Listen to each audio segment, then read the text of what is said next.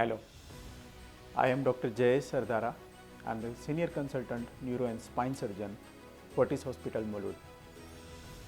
आज हम बात करेंगे one of the most common debilitating disease, that is a low back pain. Low back pain इतना common है कि 60 to 90% of the person in the world literature says कि कहीं ना कहीं लाइफ में एक बार स्पाइन सर्जन के पास लो बैक पेन के लिए वो पर्सन ज़रूर जाता है। Normally 35 to 55 years of age में पाया जाता है, बट लास्ट 3 डिकेड्स में ये यंग जनरेशन में बहुत ही ज़्यादा कॉमन है। क्या कारण है इसके? फॉल्टी पोस्चर सबसे ज़्यादा, mainly sedentary lifestyle, office work में बहुत ही position, continuous wrong position, faulty position की वजह से, जंक फूड लेना, degenerative disease, particular degenerative condition 25 to 55 years में स्टार्ट हो जाती है। मैलिग्नेंसी, आर्थराइटिस एंड ऑस्टियोपोरोसिस वो रिलेटिवली लेस कॉमन है, बट वो भी जिम्मेदार है लो बैक पेन के लिए। लो बैक पेन के लिए जानने से पहले हमें ये जानना ज़रूरी होगा कि स्पाइन में की फिजियोलॉजी, ऐसी क्या फिजियोलॉजी है जिसकी वजह से लो बैक पेन कॉमनली होता है।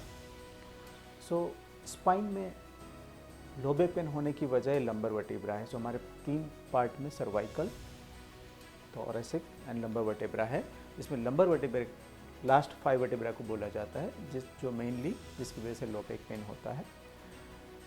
हम जब भी बैठते हैं, जब भी खड़े होते हैं, जब हम वॉक करते हैं, सो हमारा 75 to 80% ऑफ लोड ये हमारी बॉडी में से वाया डिस्क होते हुए नीचे पेल्विस तक जाता है।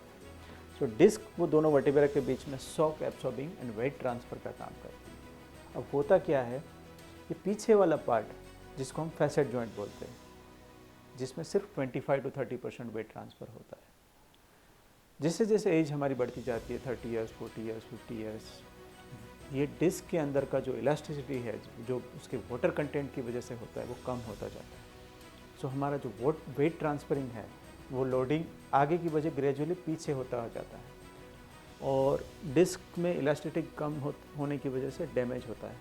वो डैमेज की वजह से पेन होता है। ग्रेजुअली वो उसके बाहर का लेयर टूटने की वजह से डिस्क पीछे कैनाल में प्रोलैप्स करती है, जिसकी वजह से यहाँ के जो हमारी लंबर नर्व से उस पर कंप्रेशन आता है, जिसको हम डिस्क प्रोलैप्स बोलते हैं, जिसकी वजह से पैरों में दर्द जाता है, जो कॉमन टर्म से साइटिका बोला जाता है, डिस्क प्रोलैप्स एंड साइटिका।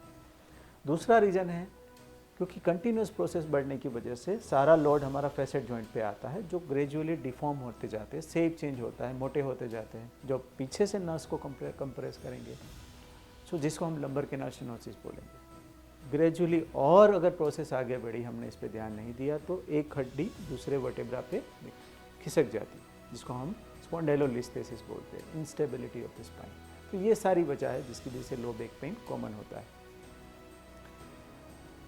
अब ये जानेंगे कि क्या प्रॉब्लम होगा, सिम्टम्स क्या है। कमर में दर्द, पैरों में दर्द होना, पर्टिकुलरली सूनापन होना, थोड़ा चलने के दौरान आपका सूनापन और दर्द की वजह से बैठ जाना, और रेस्ट में पेन का इम्प्रूव होने जाना।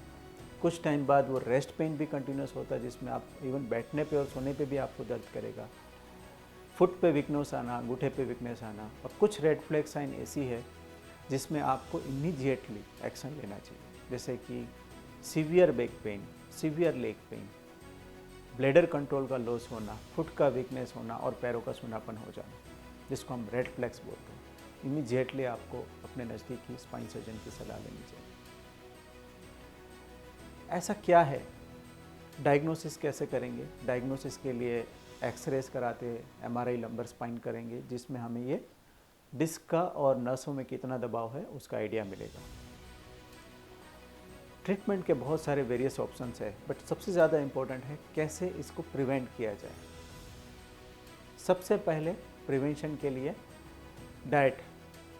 डाइट, अगर हम किसी को बैक पेन है माइल्ड या बिल्कुल भी नहीं है, कुछ ऐसे डाइट है जिससे हम ये स्पाइन प्रॉब्लम्स को काफ़ी एज तक रोक सकते हैं या बिल्कुल नहीं हो, जैसे कि green leafy vegetables, calcium related diet, particular calcium rich diet, जैसे कि बीन्स हो गया, स्पिनच हो गया, ऑरेंज हो गया, मिल्क हो गया, डेयरी रिलेटेड प्रोडक्ट हो गए, जिससे हमें ज़्यादा कैल्शियम मिल सके। Dark coloured vegetable, carrot, tomatoes, और समटाइम्स कुछ डाटा कहते हैं डार्क चॉकलेट से भी हमें बेटर एंटीऑक्सीडेंट्स मिलता है। तो ऐसा कोई भी डाइट जिसमें हमें एंटीऑक्सीडेंट ज़्यादा मिले, उससे बैक पेन और स्पाइन को हम लॉन्ग ड्यूरेशन तक प्रॉब्लम से बचा सकते हैं।